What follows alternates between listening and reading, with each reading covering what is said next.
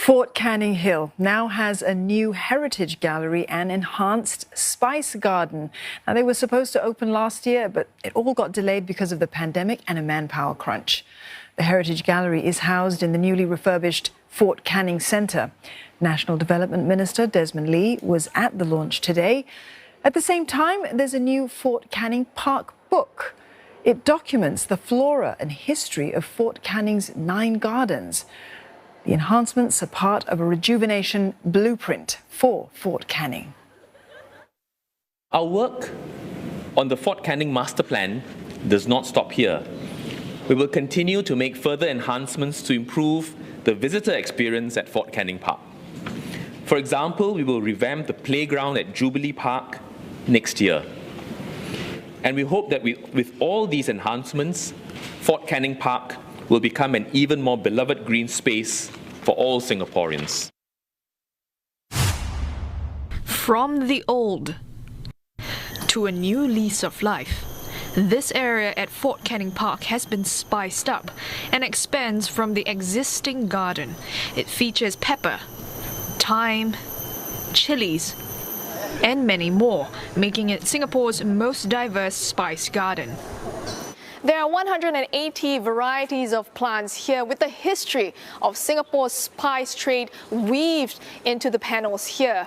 The garden also has 3 zones, including a new Fort Canning Spice Gallery, which used to be a pedestrian ramp and an underpass.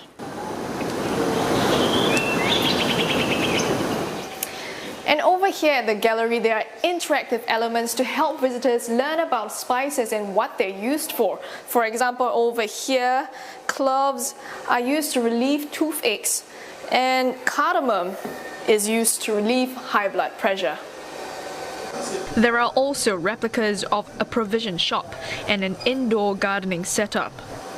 The gallery is free and opens daily. Right up the hill, a new heritage showcase on Fort Canning. It has 5 zones each with a theme linked to Singapore's history. For example, this exhibit tells how the hill was the official residence of the British colonial governor before it became a fort.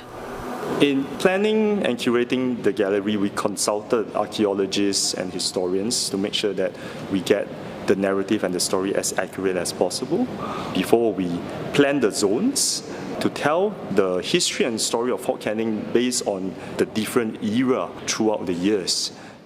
The gallery is spread over 2 floors and comes with artifacts and interactive stations. Some are temporary exhibitions to bring in new displays like this one that showcases Chinese ceramics.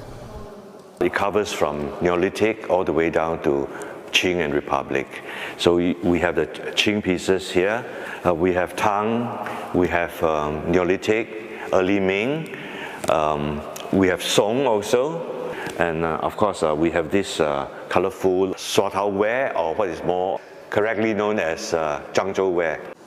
Renovation of a playground nearby will begin next year as part of a larger rejuvenation plan for Fort Canning Park.